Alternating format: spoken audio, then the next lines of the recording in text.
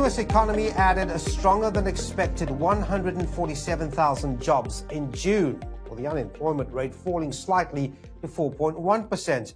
Well, that's according to numbers released on Thursday. So how do these numbers affect uncertainty around the U.S. economy, and what impact does it have on the markets?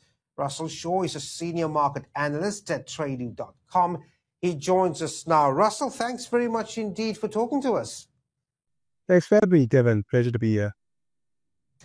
Well, let's start here. Those numbers coming out of the U.S. Telling us anything? Are they telling us anything about where the U.S. economy is going? And what sort of impact do you think they'll have on the markets, Russell? I think the numbers do have a bearing, Devin. For the prints, July cut is now off the table. Not only is the July cut off the table, we've potentially seen some unwinding in September itself. So whilst we certainly still have a scenario where 2 rate cuts are the probable path forward, perhaps not quite as strong, seeing that the job market's holding up. Yeah, and I think also you've got to look at what's been happening with the weakening dollar. That's been in the spotlight for months now, hasn't it? It's had the worst 6 months of the year since 1973. How are you seeing the movements in the dollar months ahead? Well, the dollar is now at a 3-year low. The first 6 months, this has been the worst first 6 months, as you said, in the last 50 years. The dollar is exceptionally weak.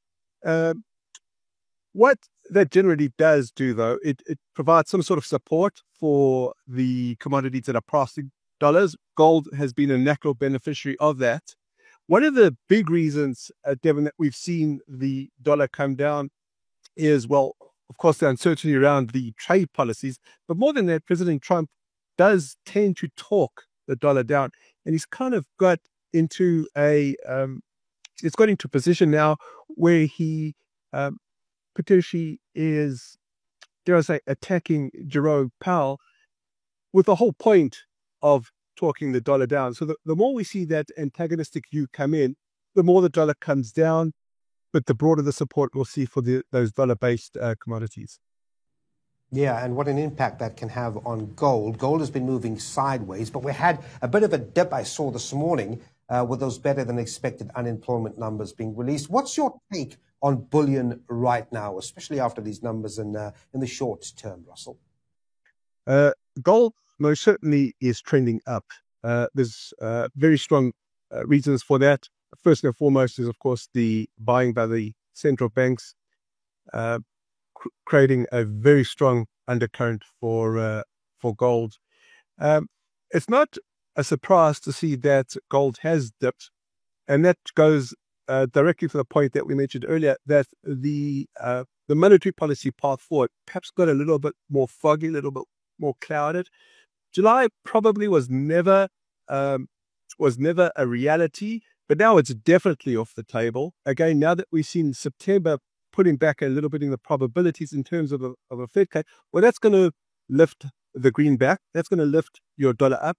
That's naturally going to be a headwind on the gold price. And then another interesting thing to watch is the silver price. I mean, is it been moving along with gold, and would it be a better buy right now? The correlation between gold and silver is fairly steady. Having said that, of course, it oscillates. What tended to happen specifically in April, as we had the announcement of the tariffs, is that the gold-silver ratio actually skewed, in that silver offered a really good value proposition for players that perhaps look for pair trades there, really giving silver a good leg to stand on. The bid came in for silver. You'll probably see that over time, gold and silver moving tandem. Depending on the ratios, it tends to sometimes oscillate where silver is the preferred or gold is the preferred. Right now, it looks as if silver has been playing catch up. It's caught up now. Maybe we'll see it moving more in tandem. And then, Russell, I want to end off. You've been mentioning this throughout your answers in this interview, but the U.S. interest rates now. Where are we going in terms of those rates? Donald Trump wants cuts. Federal Chair Jerome Powell thinks otherwise.